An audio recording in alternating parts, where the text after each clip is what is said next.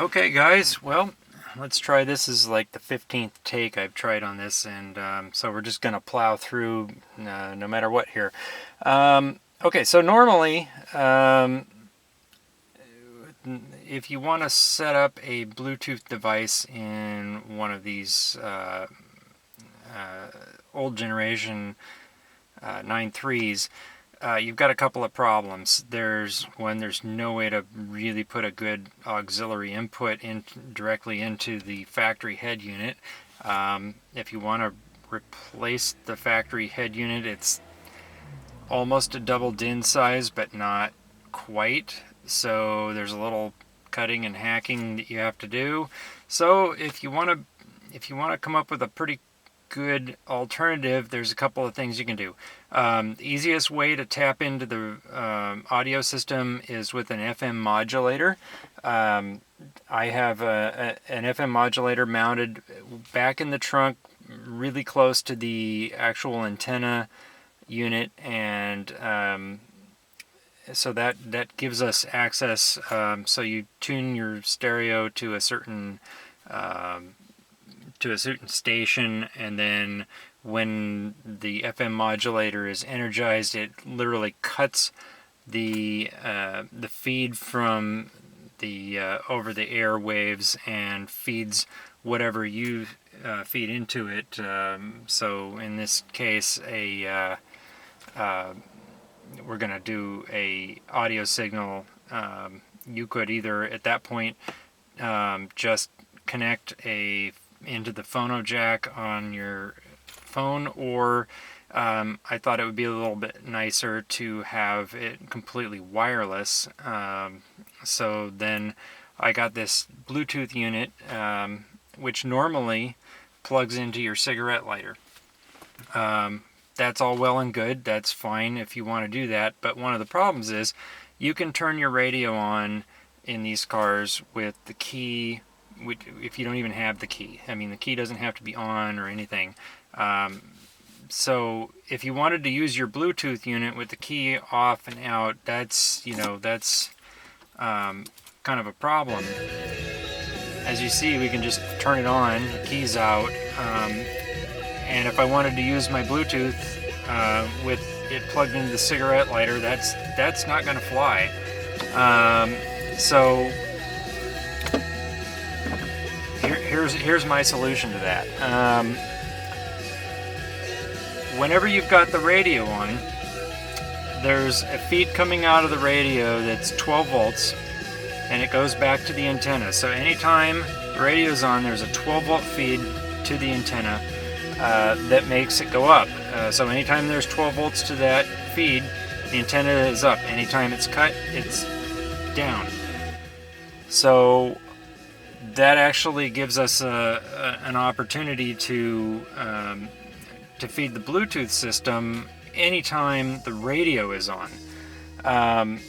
In order to do that, we need to use a couple of relays. I'm not sure if that 12 volt feed that makes the antenna go up or down can handle the wattage of both the Bluetooth and the FM modulator. So to be safe, I've got one relay that 12 volt feed turns on, and then that relay then feeds a second relay that flip-flops between the antenna and the Bluetooth / FM modulator. Both of them are powered up at the same time. And then to switch that relay, I'm using basically another seat heater switch. These two switches are exactly the same. In order to hide the fact that this is a seat heater switch, I took some vinyl wrap and just stuck it over it. It's a quick and easy way to hide that, and it looks pretty nice. So if you want to use the Bluetooth unit now, it's really simple. Just turn your phone on and press this button and set your radio station to 89.1 in this case, and the Bluetooth unit just paired up.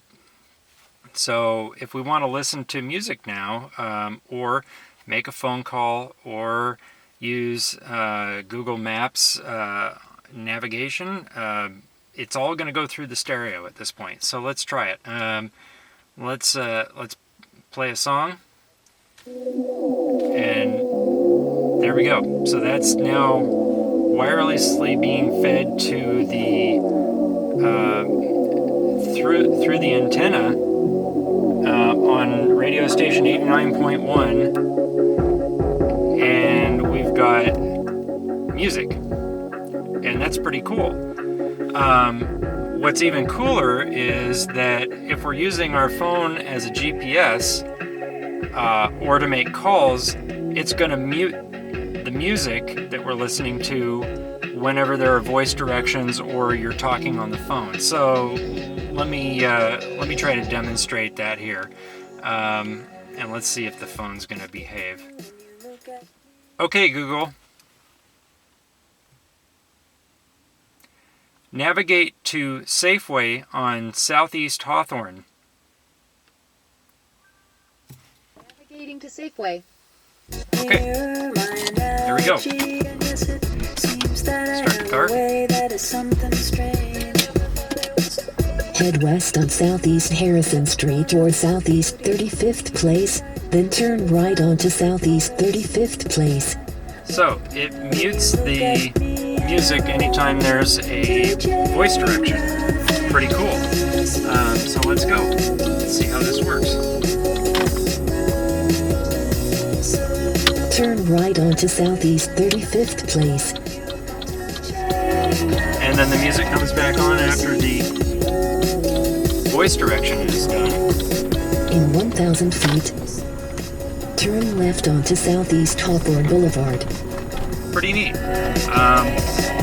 I really don't want to go onto Southeast Hawthorne Boulevard this time of night. But anyway, so you get the idea. And then if you receive a phone call, all you have to do is press the button on the front of this and it will answer the call. It'll mute the GPS, it'll mute the radio and everything, and you're good to go. One cool feature that's going on here is that anytime the Bluetooth is activated, the antenna goes down, and then if we want to switch back to the radio, turn it off, the antenna goes up, and we're back on normal radio.